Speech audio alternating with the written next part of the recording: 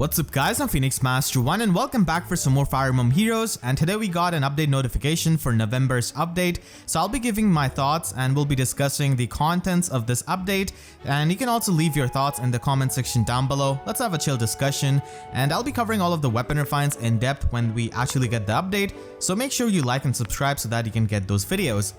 So the remixes are going to be the first thing which I'm going to be talking about, and as you've seen, Marth has been on the sidebar because it's an amazing month for him. He's getting a weapon refine and he's getting a remix. Marth is getting remix for both of his exclusive skills, and he straight up gets an upgrade to his Fire Emblem with Shining Emblem of Brave Marth. So I mean, that's really amazing with his bonus doubler preferred weapon, and this is really good for self-sufficiency, and I don't really see how they could have made Fire Emblem better than the Shining Emblem which Brave Marth just came with, so they just gave this to him. And then he has got Binding Shield 2. Binding Shield 2 was basically this kind of Dragon Breaker with Fire Sweep effect against the Dragon units, but now he can get the Fire Sweep effect and Omni Breaker effect against other units than Dragons by just having 5 more points speed than them. And this is really good because he can safely attack them in the player phase with that Wind Sweep effect, and then he can also make an auto follow-up despite their follow-up negation skills, and in the enemy phase he can make sure that he does not get doubled by them. So this makes him a really nice mixed phase unit. He already specialized in killing dragons, but now he can also have this Fire Sweep Omni Breaker effect against other units, which is really good for his matchups because he's going to be facing more than just dragons. And then he's going to be getting a weapon refine to his Exalted Falchion. It just has bonus doubler built into it, so maybe it could have some kind of anti-panic effect, which they get from Ashera, or he could get some kind of damage reduction, or maybe the anti-guard effect because his special going off is really necessary so that he can get the buffs and get the effect from bonus doubler. So I could see those things happening. He could also get damage reduction because he's running Binding Shield 2 in his slot base, so there's no room for damage reduction skills, and I don't think he really needs null follow up with this kind of Binding Shield, so his weapon might get some kind of damage reduction to just make him even more solid in mixed phase. And then we have got Legendary Tiki, and Legendary Tiki desperately needed this kind of weapon refine because despite her 180 BST, she had really lackluster performance, so I hope this can help. So she gets Slick Fighter, which is pretty nice because now you can run a stand skill in her slot A and also run Steady Breath as the Sacred Seal, so you can get the guard effect, debuff neutralization, and also the special acceleration.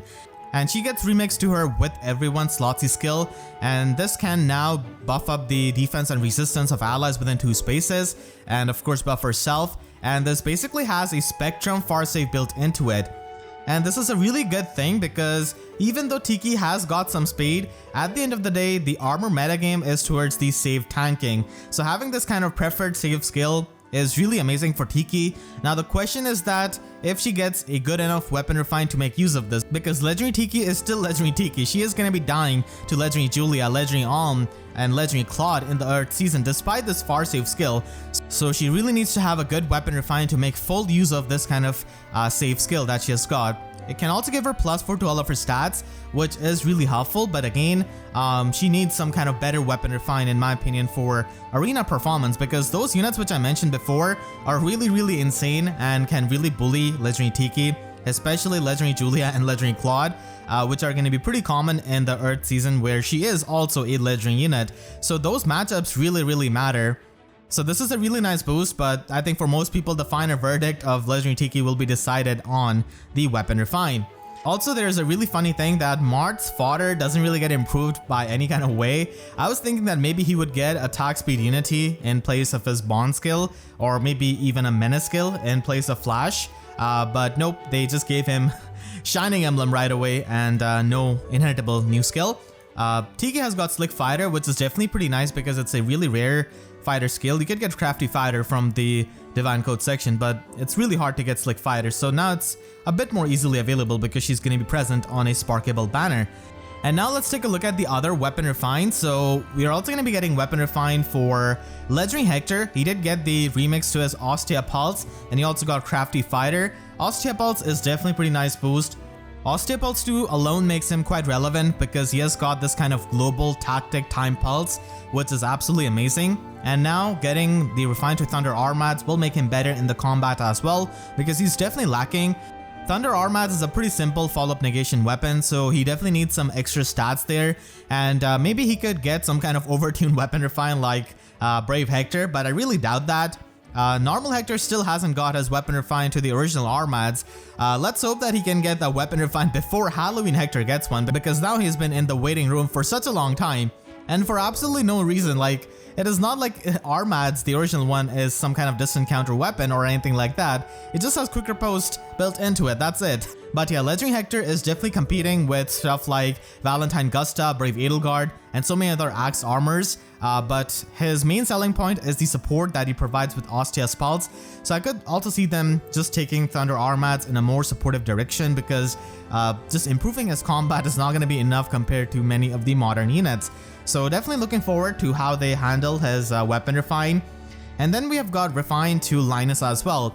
This might surprise many of you because he already has Basilico's weapon refine.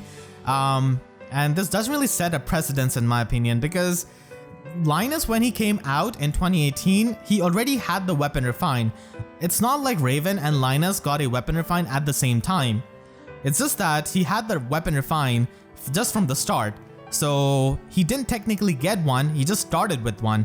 So now he's getting the actual refine, and he's going to be getting Fanged Basilicos. So this will probably have a similar effect, maybe with life and death, but just more effects built into it. He's of course going to be having the -1 special cooldown. He definitely has a lot of potential, and he can definitely rise above the shadow of Raven, who also got the Resplendent version and is also easier to merge up. So really looking forward to his weapon refine as a big FE7 fan. And then we have got weapon refine to Helbindi as well. So all of these Muspel units have been getting a weapon refine. Maybe next month we'll probably have Surtur. So Helbindi has got extremely lackluster weapon. He's basically got a Spectrum Odd Wave skill, which is just so underwhelming. So he might get some kind of auto follow-up. He will need a lot of effects and maybe a complete overhaul to his preferred weapon in general if he wants to stand out. And Kaze is also getting a weapon refine. I think his weapon could be really interesting because of how he functioned in Fate. So I think that Kaze's needle might have some kind of miracle built into it, referencing his miraculous save skill. Or maybe he could have miracle, or maybe he can get the miracle effect if he's near some kind of support partner, similar to referencing what happens in Fates with him. So they definitely have the opportunity to make him pretty unique as a dagger unit if they're ending up going the miracle route, because I think that's what you should be doing, making him kind of like Fates, basically. And then we have got Tana, Summer Tana, getting a weapon refine. She basically has a guidance weapon. So I could see this being an opposite of Halloween Noe's Grimoire.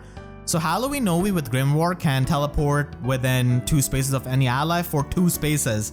So maybe Tana could allow the allies to teleport to, adjacent 2 spaces of her.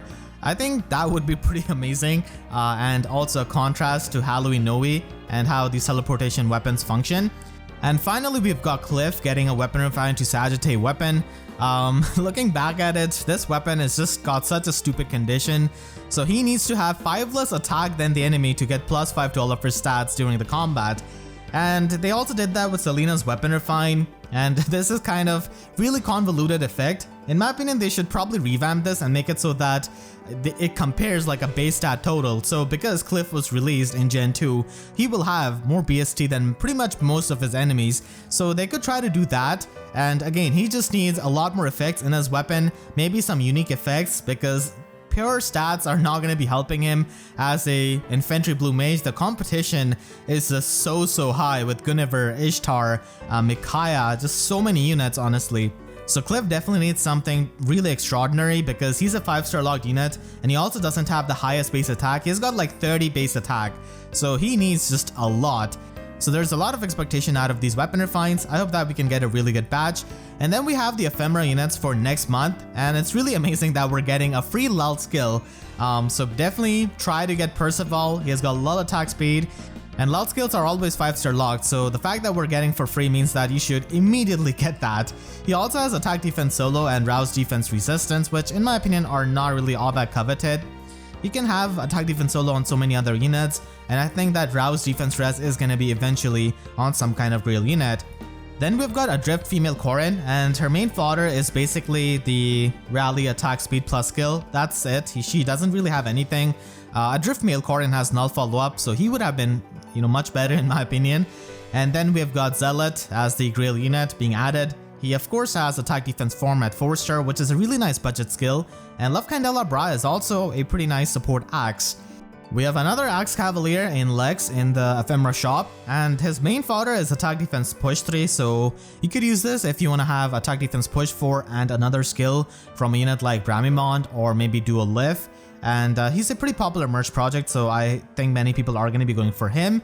Ferdinand has got reposition, so that is pretty nice. And Rouse Speed defense is also good in the normal pool, but you need to spend feathers for that. Libra just provides you with spur attack resistance, which is not all that good. And Sakura at the end has even more lackluster fodder, which I don't think many people are going to be going for, because she just provides you with fortified defense 2 at 4-star. So some of these are really lackluster, like Libra and Sakura. Perceval is a must-have in my opinion. Definitely try to get that at the first chance you get. Adrift Female Corrin also gives you that double rally skill, so it's not that bad for arena scoring. And then we have some other changes, like if you haven't learned a skill, it will still show up in the best skills menu. I think this is a really nice and small quality of life change, because it just didn't show you anything when you clicked on this and you had unlearned skill. They're going to be adding even more memento events, so that is always nice, these kinds of cute events. And we're going to get level 9 healing tower, so it is going to take 5,000 ether stones to upgrade it for the defense. But I think this is definitely one of the better structures, so it is going to be high priority for many people, especially if you play in Vault of Heaven. I know I'm definitely going to be upgrading this to level 9. I'm at like 3,000 ether stones right now. We're going to be getting some new songs in Concert Hall, Embracing Destiny from Genealogy of the Holy War, and Awakening from Fire Emblem Three Houses.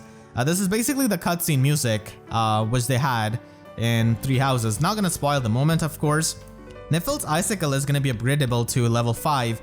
This is definitely one of the better structures in Midland Strike, because you can basically pre-charge your specials or just lower the cooldown of high cooldown specials like Gale Force and just go off on the enemies. So this is one of the things which I actually use.